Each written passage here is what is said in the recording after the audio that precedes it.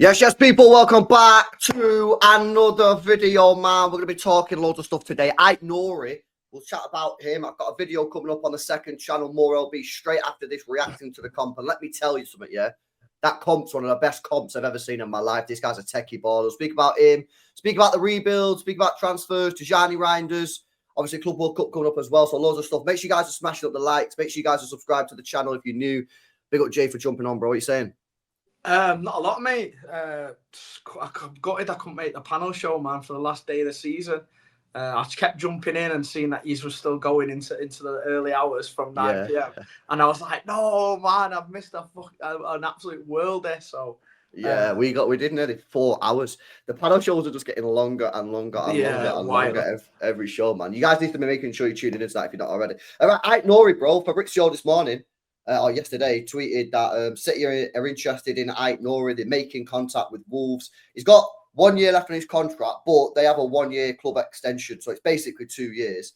23 years old. I reckon, yeah, probably about 40 to 45 million. You think so, yeah? I reckon this is like a deal that City need to be doing, bro. Like I say, chat, make sure you get on this Ait-Nouri reaction after this. But like the way he plays, bro, he creates so many chances. He's a proper technical baller. I think the people who are saying he's crap at defending, I think you're overdoing it as well, guys. I'll be real with you, mate. He might not be like John Terry, mate, in the defense, yeah, but like at the same time, I don't really need him to be. I just need him to be at a competent level. Do you know what I'm saying? And then provide me with the chance creation going the other way. That's what I mean. I think the narrative around fullbacks who are always like sick at going forward is always that they don't have those defensive capabilities, but a lot of them actually do, man. You just don't see it out of them as much as you would like a Kyle Walker, you know, who's not bombing up the pitch. His job is to solely defend, but if this guy is bombing forward and he is on the ball a lot of the time, then you don't really see him in these one-on-one defending positions as often as you would a solely like defensive fullback. So as long as they are competent, like you say, I'd like to think that his attacking capabilities are going to massively outweigh any risk that would have going the other way. Because at the end of the day, they're not going to be able to attack us if we've got the ball up in their final third anyway, are they? So I think that's what he's going to bring to the team. Did you reckon that we'll play with wingers or not? Because like for me, I seen some guy tweet me before. He said, "LB, when we get Ait-Nouri, Doku's going to cook." And I'm like, hang on a minute, right? When Doku's on the left-hand side, Doku always goes to the byline. He very rarely cuts in it. He does sometimes, but usually he takes it on his left. That's what we always say. He's always crossing on his left foot. How is Ait-Nouri going to help Jeremy Doku? Is Jeremy Doku even going to play, bro? Because I'll be real with you now, yeah. If Pep is going back to a system where he's playing with fullbacks, which he did a little bit when we had Mendy and Walker, like, I don't know, man. Like, how are our full? I don't even know if we're going to play with wingers next year. No, I think we probably will see a massive change of system. To be honest with you, like we've gone the last few years always having wingers bringing us that width and staying high and wide. Pep likes to keep on the bylines, don't he? And leave them in like one-on-one positions to try and get at the defender. But I think we're going to start transitioning now into the overlapping fullbacks. Which will then give players like Marmoush on the left and your Foden's on the right to just drift into those central positions where they are the most dangerous. They can get the shots away. They can play like 1-2s on the edge of the box and try and get into the danger position. So I do really think that we're going to see a change of system next year with the fullbacks bringing that width, hugging the byline, getting high and wide to kind of spread the pitch out. But I do kind of understand the Doku argument slightly, just because so many times this year when Doku's kind of isolated up on that left wing, you see teams who are wary of him doubling, sometimes tripling up. Now, what Ait-Nouri will bring, obviously, is even if he's not looking to get on the ball, he's always going to be available to drag a defender away from Doku. Now, Doku's at his best, I think, when he's in those 1v1 situations. I don't think he's as effective when he's being double and triple teamed because I think he kind of runs out of ideas a bit. But if Ait-Nouri is dragging a defender away and Doku is getting left in these 1v1 situations a bit more, I think it only will help him. But like you say, I don't personally think that Pep's going to go in that direction next year. Starting 11 wise, I think he will go towards your Marmoush and your Fodens to be drifting from the wings. Even Oscar Bob, maybe from the right as well, picking up those central positions. But I can see the argument a bit about how it could improve Doku. Yeah, I suppose. Well, yeah, I don't know, man. I just feel that like usually that helps a player that is good at inverting and can cut in on the right foot, which Doku doesn't really do. Yeah, but I suppose even if that's not the case, if he's being doubled up on, and say Doku's like at the edge of the penalty area on the line at the side of the box, and he's being doubled up on, and Ait-Nouri's there, that means Ait-Nouri's going to get pure space. So either they go to Ait-Nouri and close him down and leave Doku with a 1v1, or Ait-Nouri's got pure space to receive the ball and whip across it. Yeah. And, one thing I like about Ait-Nouri, he delivers the ball with such pace. He does, on this compilation. Now all the crosses you don't float them in. Something that I hate in football is floated fucking crosses, man. Which we do constantly. Which we do all the time. Which is because we know that Haaland's main movement is always towards the back post, and I know I've spoke on Twitter a lot about this, and I feel like it's been worse since he's come back. He's just got this obsession really at the moment with just pulling to the back post, rather than kind of darting into the. There was a couple of crosses, on Sunday, like Marmoush put one across, and there was a massive space to run into in the 6-yard box. And Haaland's just got this little bit of an obsession at the moment to be pulling towards the back post, and I think that is affecting where our players are wanting to put the ball as well. So if we do have a little bit of better movement in there, I want to see balls drilled across the face of the box like Kev used to do, Sane used to do it. Do you know, just in that danger zone at the edge of the 6-yard box. That's what I want to see more of, man. And we've seen Ait-Nouri do it time and time again for Wolves. So yeah, he's got 7 assists this year for Wolves. Yeah.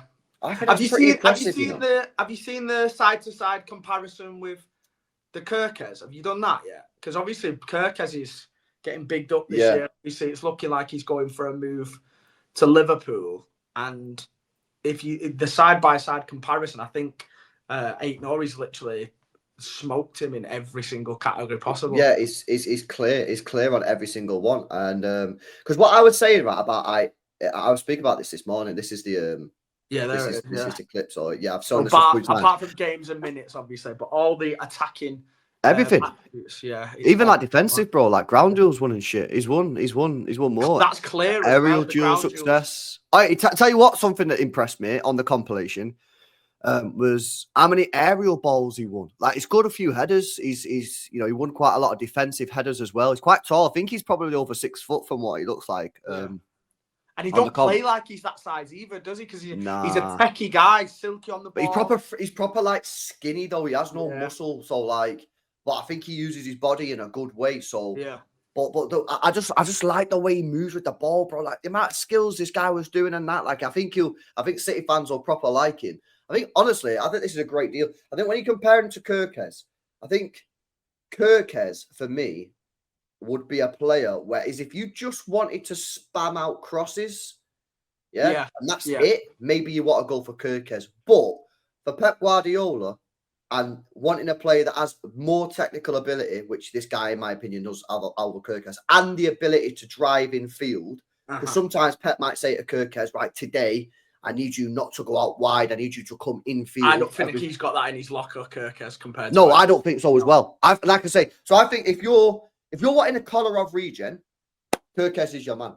If you just want a guy to run up and down the line and just spam crosses in all game, bang, bang, bang, bang, bang, bang, bang, get Kerkez. But if you're looking for a player who, all right, might not be quite as good at whipping the ball in, but a lot more technical ability, the ability to invert, the ability to get down the line, and various other attributes as these stats show, I think Ait-Nouri is your guy. And the thing is, right, I keep speaking about these type of players that we need to be buying. Yeah, for me, we need to be buying players that are doing it here and now. And have the ability to become world class, right? And I know some of these names that I'm going to throw out there were further along the sort of chain. But like if you look at Bernardo Silva when he was at Monaco, that guy was doing it there and then, for Monaco. Yeah, at a top level, obviously higher level than Ait-Nouri, granted. But then we bought him and we made him a world class player. Kevin De Bruyne, Wolfsburg, he was doing it there and then, top performer. I think he got Bundesliga Player of the Year. We brought him in and made him great player. And I feel like And we've done with that's been our MO. That's what we've done for like the last 10 years. We bought players on the sort of verge of becoming world class, and we've then made them world class. And where I feel like we've gone a little bit wrong, and I think we've got a little bit sidetracked over the last couple of years, is buying players that are not far enough on the growth, and they're down here. But we need to be buying them here, taking them to that. We've been buying the stonks bare low. And hoping that like they go like a project every time, and I feel like Ait-Nouri is obviously he's not at the level of Bernardo. He's got 2-3 solid years though as a starting left. He's got solid Premier League experience, and he's a solid player. And I think this guy in a year or two's time, we could be sitting here, and he'll only be 25, and we'll be sitting here saying, "Is this the best left back in world football?" I feel like that's the potential, but it's tangible. We're not just saying it because we're saying it because he's signing for City. Like, this guy's played 3 years now of Premier League football for Wolves. And I think this is a great signing, man. And we need more players like this. We need more players like this, bro. So, I think this is a goal. Get this one done. Hopefully, get it done rapid before the Club World Cup, innit? And I know you touched on it a bit, but Pep loves his utility players, man. And not only have we spoke about Ait-Nouri's capabilities to bomb down the left side, whip balls into the box, but I see him so many times for Wolves as well, picking up these central positions. He sometimes underlaps rather than overlaps, picks the ball up on the edge of the box. So we've already seen that he can play Pep loves his inverted fullbacks, doesn't he?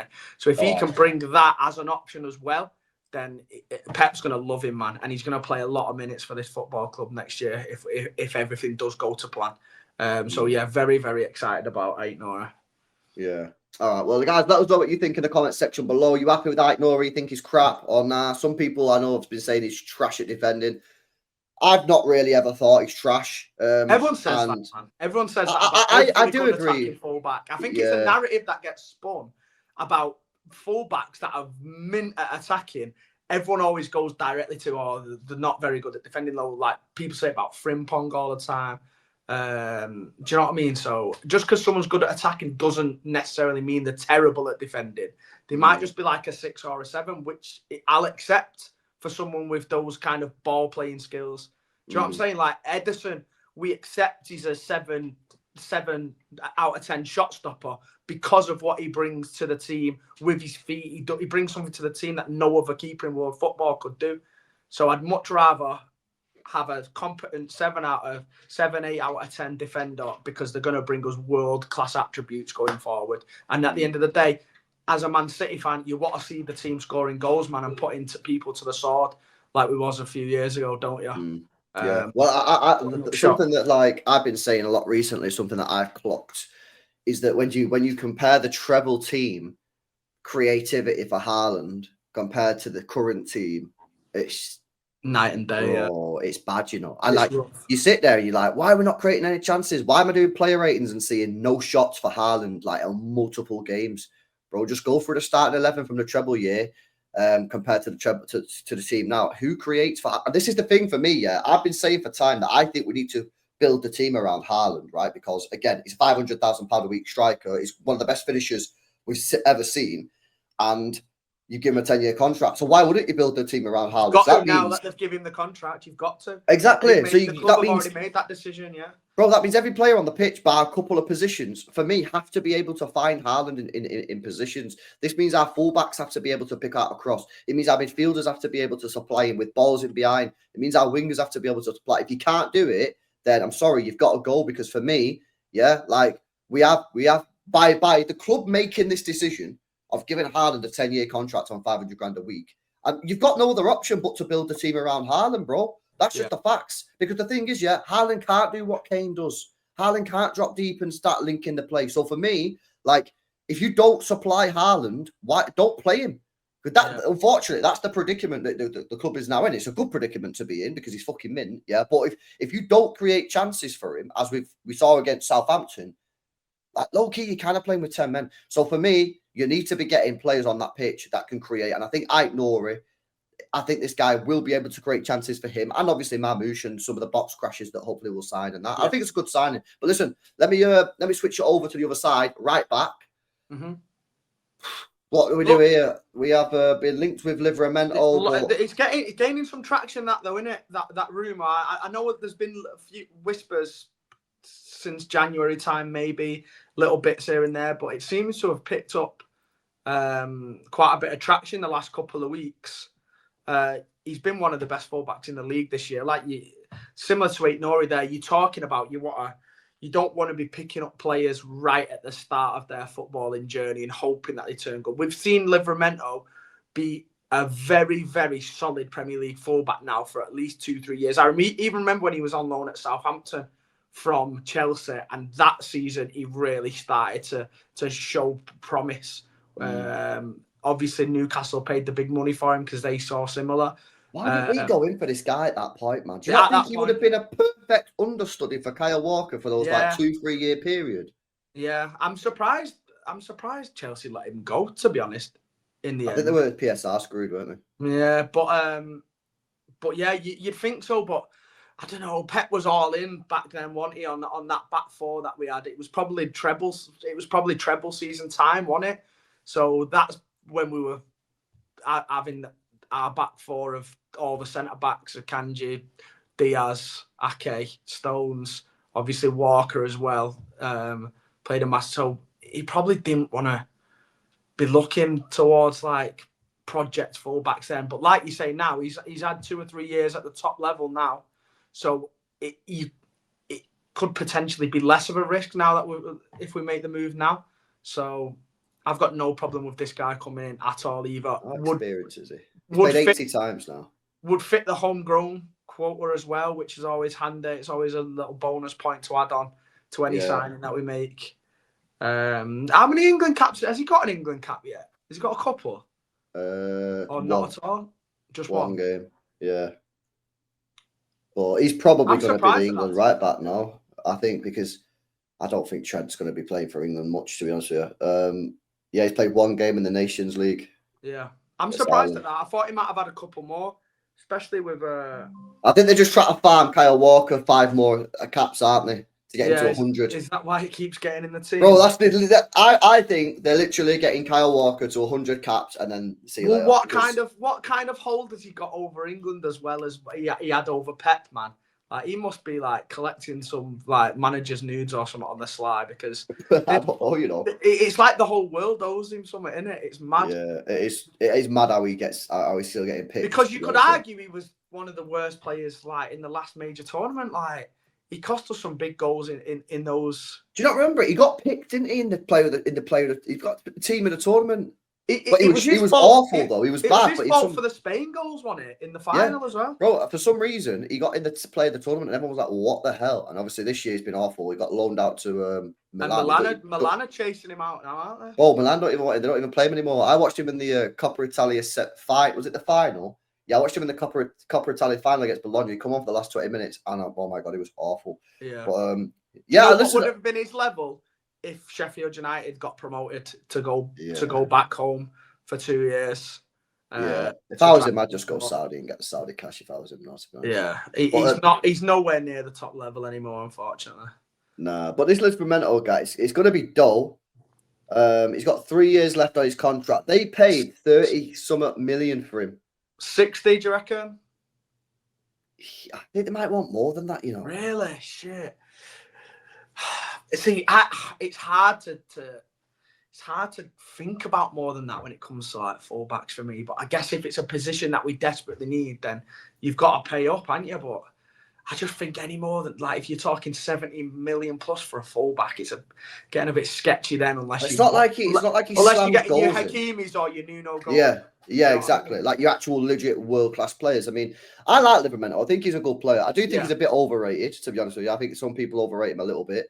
I still think there's development and that, but he's not like a fullback that gets you mad goals. He's got 1 goal, 2 assists in 80 games for Newcastle. So you're paying 70-odd million for, and people will say, well, we paid 50 for Walker, but again, Walker was further down the development line. He'd already won Young Player of the Year. He'd already been in PFA teams of the season for. He was in that Poch sick team. He was mega under Poch, and I feel like Walker was further ahead of where Livramento was now. And he was one of the best right backs in England at the time anyway, if not the best right back. So that was happy to pay 50 million that. And people will talk about inflation and that, but I'm just saying, like, yeah, there's inflation, on some of these players, but at the same time, you're also paid. So you'd be paid an extra 20 million for what you paid for Walker, for a player that's not as developed as Walker, and I don't think he's as good as Walker was when we bought Walker. Point. So, but at the same time, beggars can't be choosers. Like, if we need a right back and the fact he's homegrown, if you get this guy in, you've got it for 10 years. Yeah, he's young as well. He's young as well. Like you say, he has still got time to develop. What I can say about Livramento is he's one of the rare breed of defenders that I think can do both sides. I think he's quite solid defensively, as well as being able to bomb forward. He's absolutely rapid. I've seen him make some great recovery tackles once if people have gone past him. There's a little bit of worry there about maybe him being a little bit undersized. I feel like us going from like a Kyle Walker-esque fullback to someone who's he does seem quite small, doesn't he? And I don't want to get back to that point of where I'm moaning about like Rico Lewis style of play, like someone being undersized and getting bullied off the ball. But look, in these clips here, he's always driving forward with it and stuff, isn't he? Rapid as well, man. Yeah, I think for me, I think we might just have to pull the trigger on this one and spend the cash. And listen, Newcastle, I don't think will want to sell him, but if they do have any sort of like PSR concerns, or the thing is, right, because you know how you mentioned about like you don't want to pay 70 million for a fullback, right? Yeah, and I get that because that is pretty mad. But like we also need one. And if you said to Newcastle, "Yo, we'll give you 70 million for Livramento," they might look at that and go, "Listen, Livramento's mid, and we obviously don't want to sell it, but." If you're telling me, as obviously Newcastle, that we can get 70 million, we could go and buy the next best right back coming up for 30 million. And then we've got another 40 million there still ready to invest on another player. They might look at that and go, you know what? We don't really want to do it, but we can sort of make that trade. And, because I think they've been linked with a new player, Molina. Now, some Newcastle fans are saying that that's actually the Trippier replacement because they reckon Trippier might be leaving, but they are being linked with right backs, which is encouraging. And yeah, I've seen a few. Yeah, and again, if they don't sell him, do they have to sell a midfielder or? Well, this is the problem. This is the problem. I think, on the whole, if Newcastle are in this kind of PSR danger, who are you going to be wanting to lose? Do you want to lose an Isak? Do you want to lose a Gordon? Do you want to lose a Bruno G or a Tonali? If you offered all four of them and your Livramento, like who would you kind of, if you had to pick one to go, it would probably be Livramento. So it's a good position for us to be in if we do know they're in that kind of jeopardy, because we know we can probably make a move on him.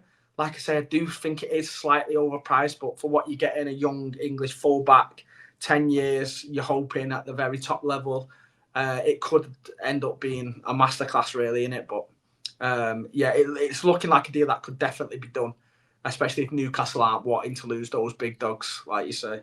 All right then. And what do we do with the backup right back? Because for me, bro, I have to get rid of Rico Lewis. Yeah, like obviously we're looking at Nunes now as being a very, very solid rotation / backup fullback if Livramento does come in. I'd be happy for them to interchange depending on the game, Livramento and Nunes. So you're looking at Rico Lewis being the third choice right back at best, maybe even fourth if Akanji stays, because I know Pep obviously likes him staying there. Now, if we want to start getting towards having a world-class midfielder again, full of like mid-20s hungry animals, do you think Rico Lewis is getting anywhere near our midfield either? He's going to be 5th, 6th, 7th choice down the pecking order, behind maybe the couple of unks that'll stay, as well as Reijnders, MGW, all these players. He's just going to get nowhere near the team. So whilst he's still in contract and whilst we can still cash in. You got O'Reilly on top of that. O'Reilly as well, who has proved the last couple of months he's a much more important part for me than Rico Lewis is. I think he's a lot stronger in midfield, more physically imposing. He's a better fullback in my opinion as well, even though he's on the left side.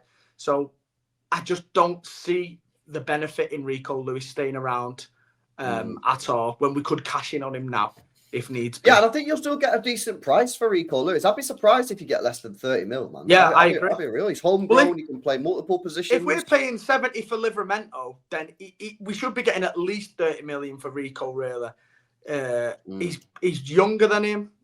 He's got more England caps than him somehow as well. I think Rico's on 5, can play multiple positions. You'd expect a Chelsea or an Arsenal, maybe, who's managers who've worked with him before, to come sniffing. They seem like the kind of people who do make moves like this for our young players who haven't quite cracked it in the first team, a la Palmer, like we've seen a few years ago. Chelsea was sniffing around O'Reilly as well in January, wasn't it? So it wouldn't surprise me if he did get himself a decent move. I personally don't think he's good enough to play for a top 6 club. But if those managers like that kind of tiki-taka possession style of play, then he might be perfect for him. So I do hope he does get himself a good move somewhere. Yeah, because that's the thing with it, and it's like, I see some people not liking the idea of selling him, and I do hear it, because obviously he's an academy player. We don't like selling academy players. But ultimately, you've got to be honest and think to yourself, where is he going to play? If we sign a right back, and we agree that Nunes should be the backup right back, that means he's going to be third choice right back at best. And as Jay said, and I agree, I actually rather have a Kanji right back over Rico Lewis. So it's fourth choice right back, basically not playing.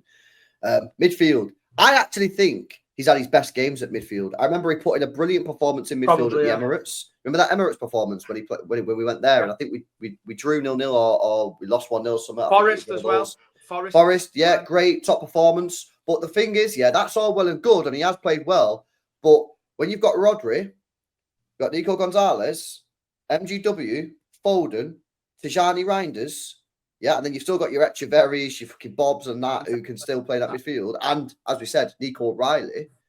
Where's he going to get the minutes from? So it's all Nico good. Getting chances over Echeverry and Bob now. Yeah, exactly. Exactly. Happen, so that's the thing. People can say, "Oh no, we shouldn't be selling this guy. It's a joke that we should selling this guy." But like, if we keep him, explain to me where he's going to get game time, because I really struggle to see how he gets minutes in this team next year if he stays alongside Nunes. And big up to Nunes as well, man, because I got to say, 6 months ago I was ready to drive this guy to whatever airport he wanted to go to and get this guy out of the club, man, because his fucking mistakes against. Yeah, his mistakes against United in that game was fucking horrendous. I'd wiped my hands with him after that. But he's bounced back big time since January. He's fought for his place, man, and respect to him, mate, because you know what I like about him is he's fought for it, yeah, and he's still made mistakes. He's still made a few mistakes and still cost us a few goals. But sure, yeah. He keeps fighting for it, man. He's provided us with a genuine option out on that right-hand side. And, you know, I kind of like the story of, you know, he was ready to go, and then he's fought and got it back. You know, Phillips obviously tried to do this, didn't it? But obviously for Phillips, it just didn't work. Yeah. He just never got the chance. And for me, I just think Nunes is miles better than Rico as a right back. 100%. I'll be real with you. I think defensively is miles better. Yeah. Going forward is miles better. The only thing that probably is not quite as good as is inverting into the midfield, because obviously he doesn't really do that. But yeah, I think Nunes, big up to him. I think he's fought for it. Will he want to? And the thing is as well, Nunes is also, yeah, when you deep this is pretty mad. He's also been our best left winger this year as well. So I just think that, like, yeah, he's a utility player. Oh, yeah. we've got fucking crisis at right wing. Stick Nunes there. Oh, we've got a crisis at left wing. Stick Nunes. You know what I mean? Like, I just think he's a better player to have in the squad as a utility player. And when Pep's coming out in press conferences and saying, "I want a small squad, I want a small squad," well, you better make sure a couple of those players can play multiple positions. And Nunes fits the bill. He could probably play left back, left wing, right wing. The only place that he doesn't play is his actual position, midfield, because Pep doesn't like him in there. So now pick up Nunes, man, because I think he deserves the credit, mate. He does, and it proved that in the cup final, like when he didn't play. Look at the difference since he's come back into the team since that shit show at Wembley. Like, it's night and day. Created the first goal on Sunday as well. Do you know what I mean? He just brings so much more going down that right-hand side than you would with a Rico or an Akanji. We look a completely different team when Nunes is on the pitch. He has got a bowser in him. We all know that. But he's kind of earned the respect of the fans now, because he does give it 100%, man. And since that United game. It's been his like villain origin story, redemption arc, and he's really turned it around. So I'm happy for him, man, and I'm happy to go into the season with him next year. Not even just as a backup fullback. I'm quite happy for him to come in against the lower league teams who are going to low block against us, because I really think that Nunes helps us so much in breaking down that low block by giving us something extra on that right hand side, maybe even more so than you would get from a Livramento. So I'm quite happy for them to be interchangeable next year. Not for him to just be holding bench for the whole season. So yeah, I think it's really important that we do keep him around. Yeah, no, definitely. All right, then. Big up on the defense is done. Make sure you guys are smashing up the likes. Make sure you guys are subscribed. Let's go into midfield then. Tijjani Reijnders. This looks like it's a matter of hours, if not minutes. Which I like to see, man. It's good. It's been hard to watch the last week, hearing the rumours coming out about Liverpool and Arsenal. Like I watched an interview with Arne Slot earlier today. After like they'd done the trophy lift and stuff, it was with Gary Lineker, and he was saying he'd had names to the board for months, like since January, and he was saying it's no surprise that all the names are in the are around the news and stuff now, because that's been their plan for months, and they've been making moves for the past few months. He was pretty much saying as well. So it looks like they've been getting these pieces in place the whole of 2025 so far. So now that it's the start of the transfer window, already looks like they're all over the line. So I was a bit pissed off, to be honest, because I think like City always seem to be dragging the feet with these things. This is Bevo was on the panel show last night. Yeah. Right? Bevo was fucking kicking off as well, because he was saying like everyone else is getting deals done and we're not fucking getting deals done. And like I feel like because we're doing a big rebuild and we know we need 4 or 5 players in, and like obviously we're playing catch up. This is the thing as well. Like usually we just won the league. And like, you want to get your deals done quickly, but we've just won the league. We already know we've got a title-winning squad because we've just won the squad. And if it takes an extra week, it takes an extra week. It's up to everybody else to catch up. And really, Arsenal and Liverpool never really do enough in previous transfer windows where we're shitting ourselves. Whereas this year, the reason it's different is because not only have we not won the league, we're miles away from Liverpool. Yeah, they're then moving mad.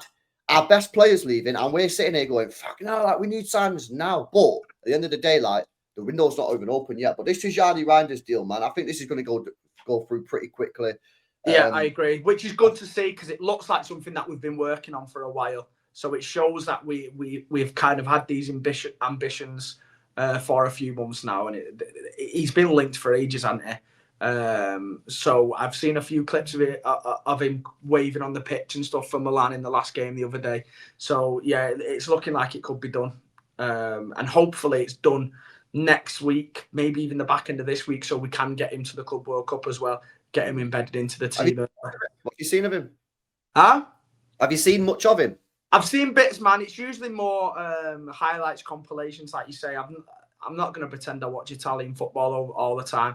I've caught a few European games when he's been playing, and I've always thought that he's been solid all-round kind of midfielder. He seems to have that to be very comfortable on the ball, which we'd expect from a Pep Guardiola midfielder. He does have those creative instincts as well, but he seems to also, there we go, there's a clip of him driving forward, but he seems to be a bit of a dog defensively as well, puts himself about a bit, quick across the ground for a midfielder as well. So it looks like he's midfielder shooting from fucking outside the box, man. He does like to shoot. Yeah, he does like to shoot. So something, it's a couple. I watched him 3 times now in the last 2 weeks. Something that I've noticed from him is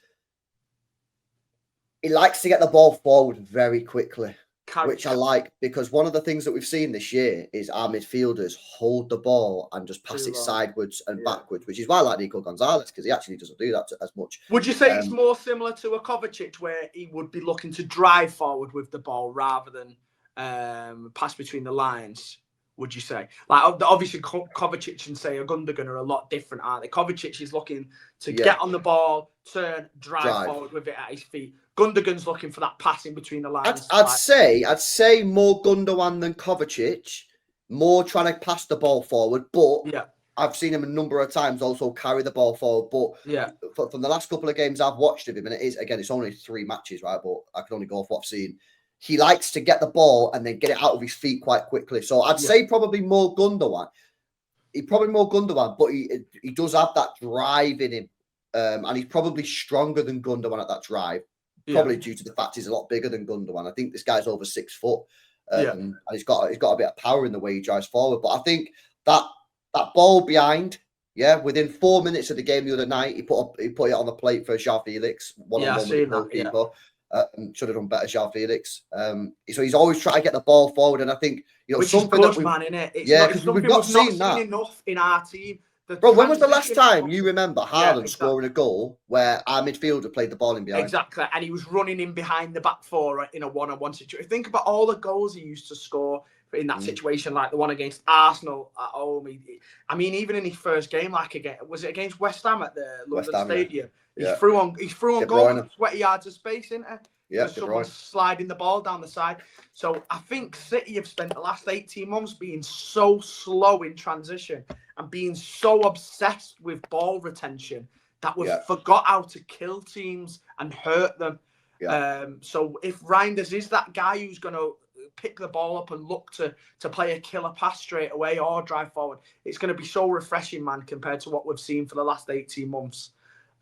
So yeah, really, really excited about this guy. And it says a lot of how wanted he was by other clubs in Europe as well. You've seen all the Real Madrid rumours. They were sniffing around him. So when you see big boy clubs like that kind of hovering and we're beating them to the mark, it can only be a positive sign that he's going to be class for us. So yeah, another guy who I am excited about. You know what, as well, 26 years old, bro. Yeah, prime years, man. Not a project. Not a project. Prime years. He's not played like a great deal of football in terms of minutes. So like, he should be like fresh as fuck, really. And I just think this again. It's just a quality player. It's a player that we shouldn't be having to wait a year, 2 years for. Like, this should be a player, that's like, we get in. Maybe he needs a couple months to settle, whatever. But pretty much from the rip, we're seeing that quality shine, and we're like, yes, this guy's elevated our midfield. I like the fact that he's that age as well, man. I don't want to be becoming obsessed with trying to sign 20, 21-year-old players who, in a few years, they could end up being world class. They have got a high ceiling, but they could also end up flopping as well. Like, think back to some of the best defenders we've ever had in our history. And they were signed. We signed Yaya Toure at 27 years old. We signed Fernandinho at 29 years old. It's proven that it can work. Yeah. People become obsessed with players being too old if they're over like. That's FIFA, that, bro. That's FIFA done that to people, because on FIFA, because what people done, on FIFA. This is why FIFA have conned everyone, bro. FIFA career mode. Because on FIFA career mode, when you buy a young player, bro, they always get better every year. Yeah. They never go down. The ratings flies up to 90. Yeah, they always go up. They always go up. Whereas in real life, that doesn't work in real life. In real life, you'll buy a player and they might not get any better. And some players get worse because it's not a linear progression. You know what I mean? And FIFA, that's not happened. So you get all these people who just spam FIFA career mode and shit, who just go, why don't we just buy a load of fucking 20-year-olds? It's like, because that's not how fucking football works in real life. Otherwise, all the best managers in the world would have just bought 20-year-olds and gone, don't worry, lads, in 2-3 years, we'll have the best team on the planet. It's not how it works. By all means, have a couple of young players, and we're saying to Joe yesterday on the stream, on the panel show, I said, I actually want a couple of young players. I want a couple of investments. You want a couple like Bobs and that, innit? It's quite cool to see him develop, but you can only have, for me, honestly, I think you can have max 3. Max 3. And the maddest thing about us is we've got 3 projects for me, and they're all in the same position. Which is and they all don't really seem to be making that step that we want them to right now. Don't get me wrong, it still could come, but it's still a risk having these guys around because they've not hit that top level yet. They've not proven that they can be solid world-class players over the course of an entire season. Now we're bringing in players now who have proven that the top dog in Europe, in their respective leagues, who are 26, 27 years old. They have got years of experience. They play for their international teams in big tournaments. And it cannot hurt to bring in players like that, regardless of their age. 26 years old is not old for a midfielder. That you've got 6, maybe even 8 years when you look at Man City, because we keep them around till you're fucking 34, like we've proven this year. So we can get more than enough worth out of Reijnders by bringing him in as a 26-year-old for sure. Yeah. All right, then. Let's move on to the next one, which causes a bit of controversy. Chat, smash these likes up. What do you make of this guy, bro? Splits the fan base, doesn't it? Yeah, I know. I still can't decide. I really still can't decide, because I like the guy, all right? I think he's done an incredible job for Forest this year, who have massively overachieved. And I think we've seen that they've shown the level the last month or two, because they've obviously struggled to hold on to the position when it's come to the running at the end of the season. What worries me about Gibbs-White is, before this season, he's been playing as relegation fodder. Like, they come 17th last year in the Premier League, and no one's talking about Gibbs-White or how good he is because he's playing for relegation shite. He wasn't setting the world on fire. Now, what I do think about him, I think Nuno's style of play since he's come in has really suited him down to the ground. He loves getting on the ball. He loves driving forward into spaces. He's a really combative midfielder. He puts himself about, likes winning challenges. Now, my big issue is next season, if he's playing under Pep Guardiola, 75% of the time, we're going to be playing against a team that's low blocking against us. Morgan Gibbs-White is not going to have these opportunities to run into space with pace, drive forward like he likes to do for Nottingham Forest. We've seen him score lots of goals where he's where he's broke past the last line of defence. I look, like you see here, he's in positions like that where they've counter-attacked and they've found themselves in a position 2-on-1. Now, you're not going to see him with that much space playing for Manchester City. So I've got big question marks over him, whether he can do it against low blocking sides. Bro, even that there, I'm thinking to myself, like, bro, are you even going to get that? No, he won't. You don't see... Is this... You don't... What's this? Counter-attack. We don't counter-attack. Yeah. What's this one? This is maybe one. This is, you're going to get this. Crossing. Yeah, that's good cross. Solid cross. What's this here? Header off the corner. I like this bit here, by the way. This bit, like I've just said, then, a combative midfielder who puts himself about. We've missed that massively. So if he brings that to our midfield, then that is hugely needed, because we don't see enough of that. You talk about our players putting ourselves about. You'd be speaking about probably Bernardo Silva being the man in that midfield who does that job, and he's probably the smallest, slowest one in there. Now, Gibbs-White, it does seem like he gives 120% every game by trying to win the ball back and shit like that. So that is a massive positive for him. But in a Pep Guardiola team, that I want, it's not good just to be able to run up and down the pitch, innit? Exactly. It's because he's not going to get the opportunity to do that.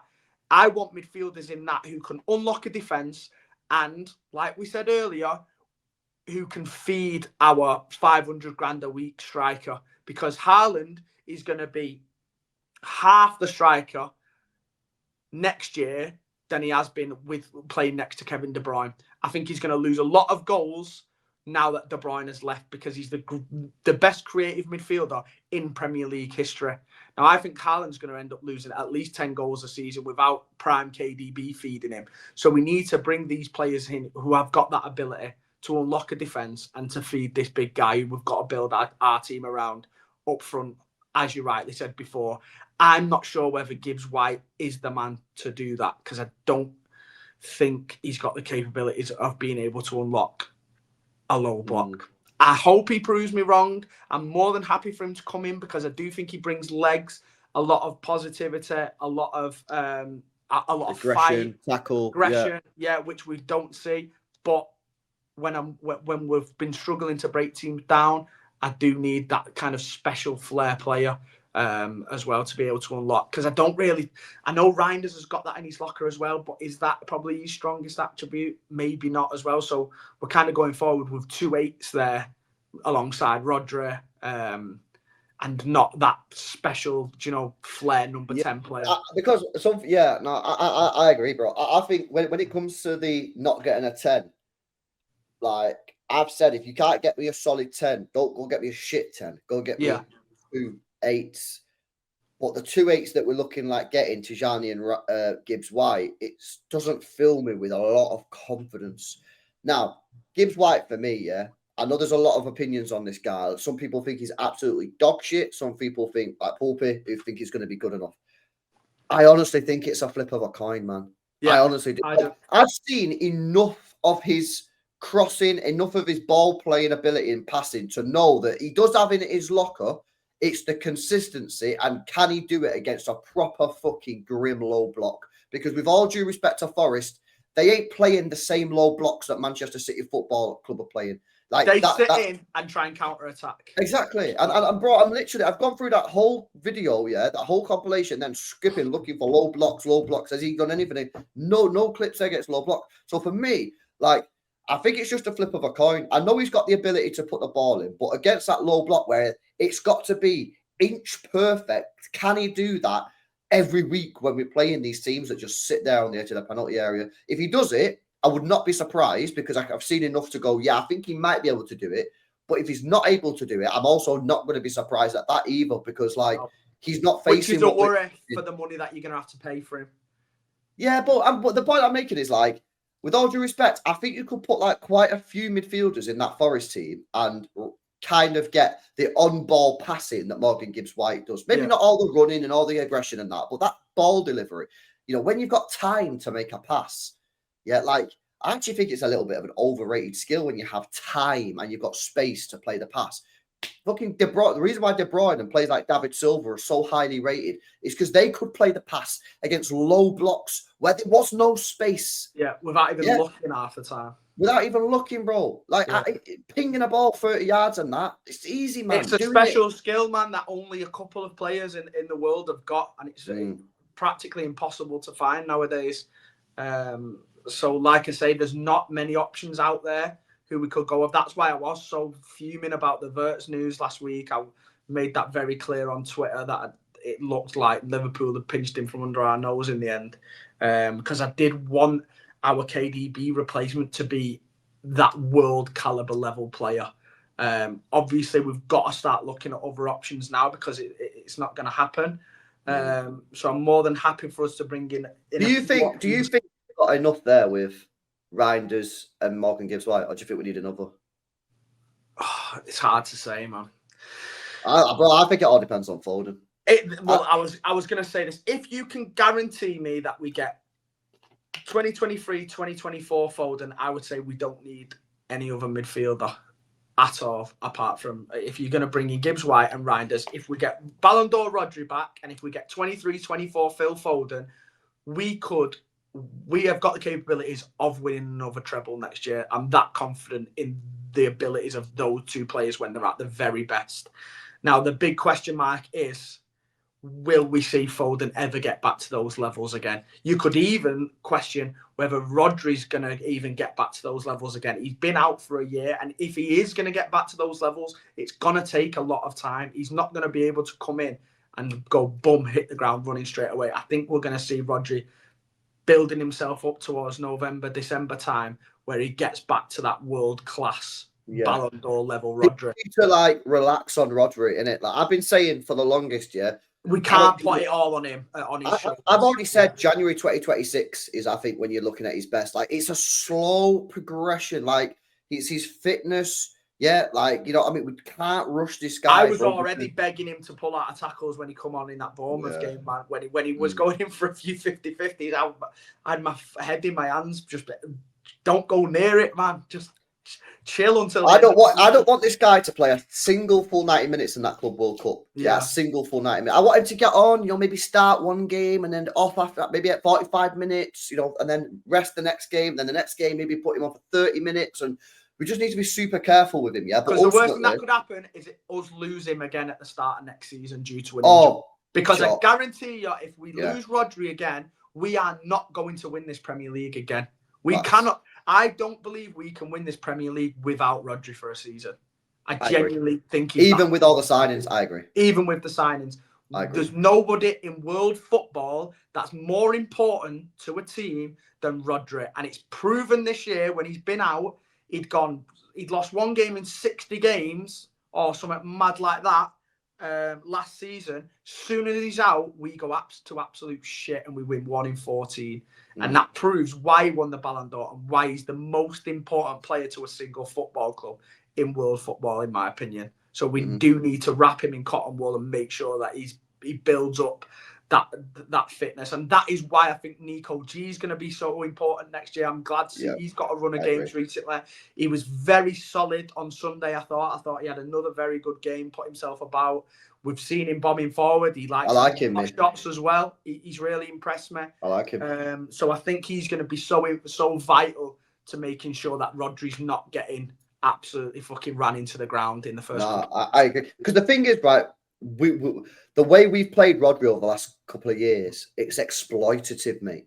Yeah, it actually is, bro. Like, it's actually wild. Yeah, bro. This guy's been begging for fucking support and we've not given it in him. Yeah. So I want to see going forward, we're playing a game 3-0 up and Rodri's still on the pitch. Why? Why is it get him off the football pitch? Yeah.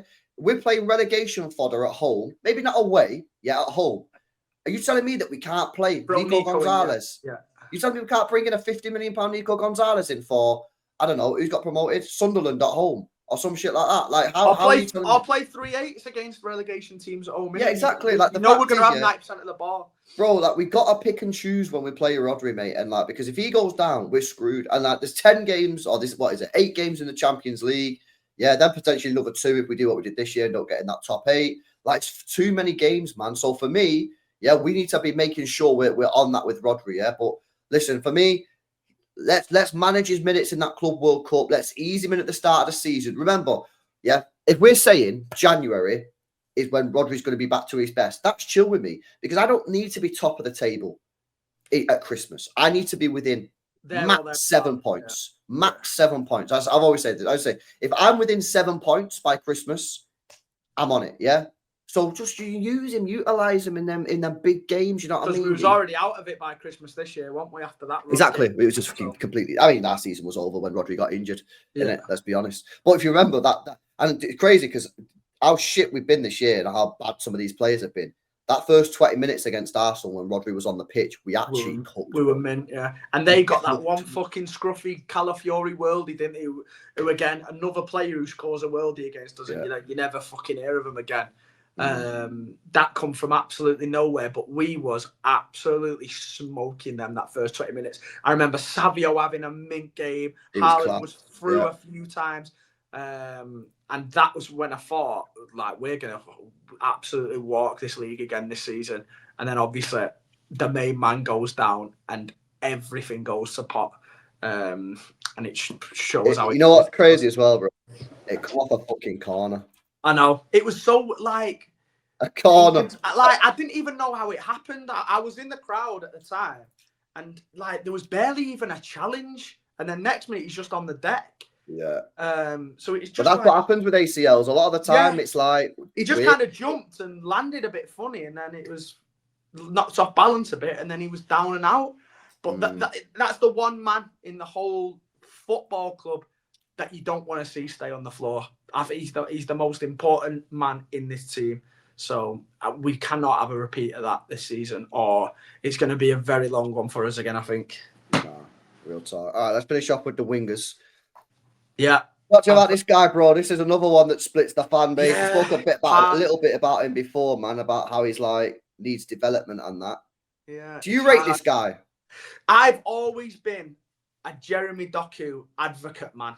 I think there's nobody better in world football at squaring up a defender and absolutely skinning them. I think he goes past someone easier than any other winger in world football. I agree, yeah. And I think the last couple of months, he's had some very big moments for us that have ended up getting us Champions League football. You think about the Nunes Villa goal, all come from Doku. Like, you go back to that game, if we don't win that game, we might not end up qualifying for the Champions League this year. I've seen him come on in huge games against Real Madrid, against United in the FA Cup final. I know we did lose the game, but he comes on and he makes a massive difference. Changed the game, yeah. And changed the game in both of those games as well, at the highest level, at the highest stage, in cup finals, in Champions Leagues. So I think he's got all the tools to be one of the best wingers in the world.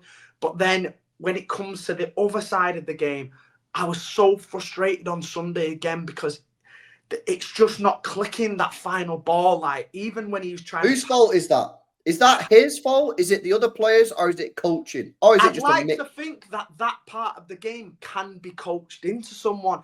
Decision making can be coached. His other side of the game, his natural talent of going past people, I don't think can be coached. Now, my one hope with Doku is that side of the game I feel like can be coached into him, just to tell him to have a little bit more composure, open up the spaces for him by creating these triangles to give him a little bit more extra space. Say if we do have Ait-Nouri bombing down, take a defender away, that's going to open up maybe a pass to Rumours on the edge of the box because the defender's been dragged out, or it'll open up a 1v1 opportunity for him to take on his defender. You know, one of the problems he got there, though, with the composure thing, is because we're playing teams on low block, when he's got past a player, he has to make the decision then and there. Otherwise, he's running the ball out for a goal kick, or he's got to stop. Or he's got to come back, Yeah, whereas, like, if he was playing for a team that wasn't playing against such a low block, and, you know, instead of the defender being, like, deeper sometimes than the actual penalty area, sometimes that maybe 5 yards past, if he can get past that player, then he's still got maybe 10, 15 yards to run into. Then he's got the composure. One of the problems he's got is because there's no space for him to have that composure. I tell you what, if he played for Forest, like Gibbs-White did, he'd have 10 goals this year, Doku. I'm convinced. If he played for a team that kind of sat in and then hit people in space on the counter-attack, where he can get at his defenders one-on-one, he would put up crazy numbers. Now, he's obviously going to struggle playing for Man City because we come up against a different task every week, don't we? But yeah, I do what I give him another year, at least, because I do think he's got the capabilities of being that guy. Because we've seen him, what he can do going past people, getting to the line, getting to the byline and putting crosses into the box. He's got big assists for us. He's, like I've said, he's turned up in big games. So I do think he can do it, but he's just got to really work on that final ball. But I don't think he's completely blameless because I think I need more from Haaland as well. I need to see him mixing up his movement more. If he knows that Doku's hitting that byline from the left-hand side, it's not getting clipped to the back post every time. You've got to try and get across your man, try and get to the front post, try and get into that danger area on the edge of the 6-yard box in between the defenders and the goalkeeper and give him more as well. Well, bro, he's done that for 2 years. So is this an instruction? Is this a Pep instruction? Really is this a coaching instruction? Or does Pep not even say that? Because there's that area on Reclip, in it, where Henri says Pep gets us to the final third and then it's up to us. Do we not tell Haaland to go to the near post? Do we not tell Doku to try and clip it to the back post? This is the thing, man, because I feel like he used to do it. Now, maybe it's just a lack of confidence at the moment, and I think he feels like he's in his strongest position at the back post where he can physically overpower someone because it's going to be more of like a lofted pass. I don't think he trusts his heading ability that much, Haaland. So I feel like if the ball's floated, he can kind of attack it more and get... I think that is the completely wrong viewpoint from a striker, though, bro. Because for me, when I don't think he trusts it, though, for the ball to come in quickly and for him to make good contact on the header. Do you know? But hang on a minute, because for me, when I play football, right, if a ball's been floated in, not only have I got to generate the accurate header, I've got to generate the accuracy. So I've got to. That's hard, because you're doing two tasks. At least if the ball's whipped in, all I have to do is focus on getting the ball from there to there, because the power's on the cross. And obviously, the ball's coming to you quicker, so you got to be quicker at doing it. But surely you'd much rather have one task to do. I agree. And it's like that. And the perfect example of this the other day, right? It wasn't a powerful cross, but because he's coming from the opposite direction, that he wouldn't have had to generate the power. That Rumours cross, and it's funny because I said it on the watch along. Yeah, and then I went on the group chat, and then you put it in the, and I fucking was like, yo, we said the same thing. When Marmoush clips that ball in from the right-hand side and he's at the back post, it's a great starting position. It's in between both the centre-backs, isn't it? Yeah, he's in a great starting position because then all he has to do is run forward, and because he's running forward and the ball's coming to him, he doesn't need to generate any power because obviously that natural force will generate the power for him. And he just stays at the back post. I'm like, bro, come on, man, get that fucking near. What was the other one as well, LB? Was Savio. It with Savio where he was goal side of the two centre-backs? Savio's got the ball and he squares it perfectly in that danger zone that we've been speaking about. And Haaland's first instinct again was to pull back away from the.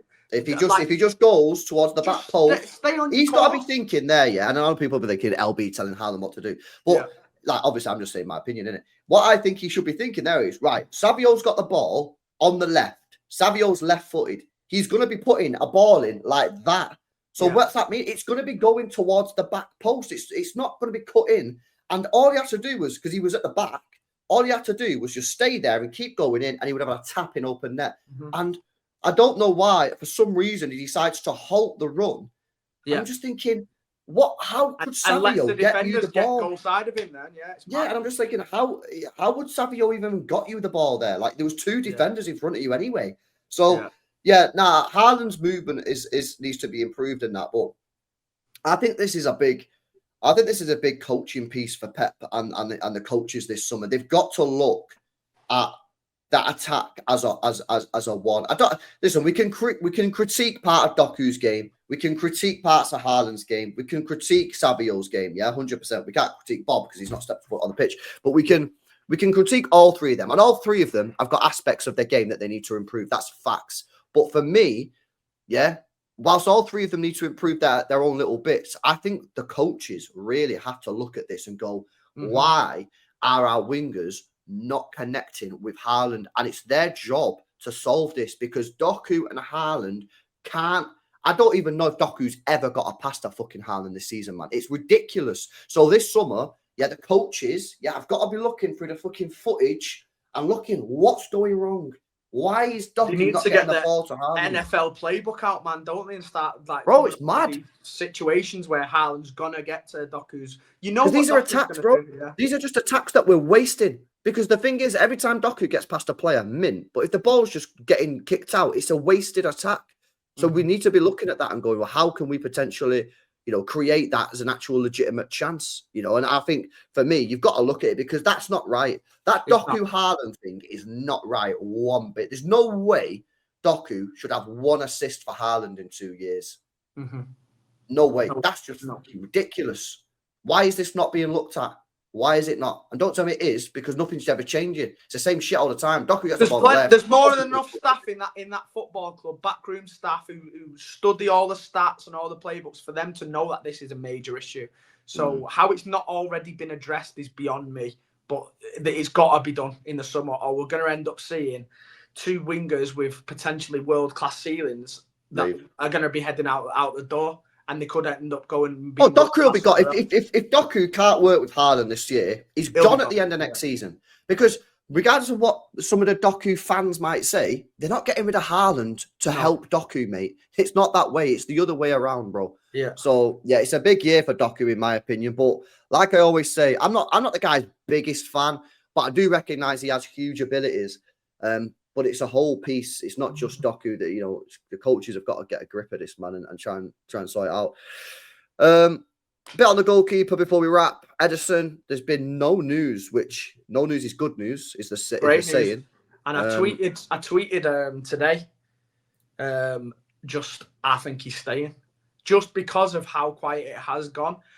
He's not really give that many reactions in the last couple of games. You've not seen any whispers about him waving goodbyes and stuff like this. Like, you'd usually really see emotional reactions if somebody knew they was definitely leaving, wouldn't you? Towards the fans at the end of games and things like that. So I'm actually starting to feel, and I don't want to jinx it, touch wood, slightly positive that we might be able to keep hold of Ederson for another year. I know you're probably fuming because you want Donnarumma and Courtois, don't you? These shot-stopping boys.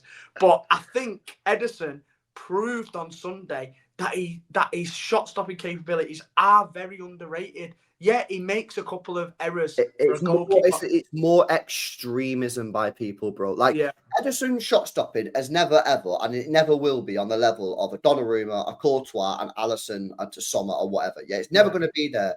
But like, people always take mad extremist views, and people act like this guy can't save fuck off. It's ridiculous, and especially given the fact that in the Champions League final, he was our best player. He actually made some big saves, man. And it's the same. It's like they massively underrate how good he is. They've overrated how good Ortega has been for the last 2 years. You know what I mean? On his shot stopping, and then underrated Ederson's kicking by saying Ortega's not even that far behind Ortega's kicking, which is that's what I mean. He's more than competent in shot stopping, and his shot stopping is very underrated. Now, when it comes to the other side of the game, he's an absolute unicorn compared to any other footballer in the world, and any other goalkeeper in the world, and any other goalkeeper in history. So to have a 7 out of 10 shot stopper, when he brings what he does to our team, his ability to play through the lines, his ability to break down a press. Teams don't even bother trying to press Ederson anymore because they know that he'll just pick them apart. So that side of the game that he brings, and how much better he makes us at being able to play out from the back, massively outweighs being a world-class shot stopper for me. And I still think that Ederson is the best goalkeeper in world football for Manchester City Football Club. And that's why I think we should do everything we can to try and keep hold of him. And the quietness, like you say, how it has gone the last few weeks, it's making me feel a little bit more confident that we can do that. Yeah. The cult tells me. Yeah, the cult tells me that at the end of last season, the guy was just a bit butthurt because of how the fans were like fucking praising Ortega for that save. Which, you know, maybe you could say is a bit pathetic, really, because obviously it was a big save and he needed to be praised. But obviously, maybe he felt that he didn't get the credit he deserved or whatever. Then the Saudis come in and he's like, yeah, you know what, I'm going to go. Maybe now this season, it's proved the levels between them. Yeah, exactly. The dust has settled this year, right? Ortega's obviously dropped off massively, in my opinion. Ederson's actually had a bad year as well, but you know, towards the end of the season, we miss him massively though when he's not playing. Oh yeah, big time. We missed him massively, and now maybe he's also thinking to himself, "Yeah, Ortega's proved that he ain't going to compete for me with number one." And then he's probably looked at it and gone, "You know what? I'm only 31. You know, I could stay at City for another 3-4 years. He could break every single goalkeeping record there is in Premier League history. He could end up writing himself in the history books as the greatest goalkeeper in Premier League history. I think he's already level with the most Premier Leagues in history. Starts getting himself moving up that Golden Glove category as well. I think he's on 2. Is he on 3 at the moment? I know he's got a fair few. He could absolutely blow out of the water every record in the Premier League. Bro, the thing is as well, like this guy could write his name into some serious City history book. Yeah, he's played 369 games. Yeah, if he does 40 games for the next 4 years, that's another 160. Well, this guy's going to be like one of our most played players of all time. Like, you know what I mean? And that's something, man. So I hope he stays. And the fact there's been no news, no send-offs, no rumours, nothing. And I think this guy, like, it's so understated what this man has done for this football club. He completely changed our whole style of play. Everyone Pep took such a huge risk getting rid of Joe Hart, who was such a fan favourite. But we wouldn't have been half as successful as we have been the last 10 years without that man in net. He's been our whole reason why we've got this identity of this ball-playing football team now. And he's brought to us what no other goalkeeper could have done. Now, that kind of player deserves a send-off like we've seen the club legends get in the past. I agree. The fact that we've not seen one makes me think that he has got another couple of years left in him. Because I think it's massively disrespectful if Ederson does go this summer without anything. Like, I think he's been as important to this team as anyone has in the past. Obviously, your KDBs and Silva and company are that next level of who you're talking. But just below that level, he's on the Bernardo train. Bernardo, Fernandinho, like Yaya Toure. I'd have him right up there with those big names for how important he's been for this team. You know what's mad as well, right? Is City bought him pretty unproven. I didn't realise this, but you know, he only played 58 games for Benfica when we bought him. Yeah, it's mad. Like, so City took a big risk on him, man. Straight off the basis of him being an absolute baller with his feet. I don't even think there was that much footage around for him to make too much judgment over his shot stopping. But Pep had a vision. He's obviously done his scouting reports and found out that this kid's got fucking unbelievable talent with his feet, and that's the direction that he wanted to go. And he's fucking proved him right anyway, hasn't he? Because in my opinion, he's been the best goalkeeper in our history. So I agree. I think he's better than Joe Hart. I think he's all round best goalkeeper, man. Yeah. And buzzing. Anything else from you, bro? I don't think so. Just transfer rumours in it. End of the season.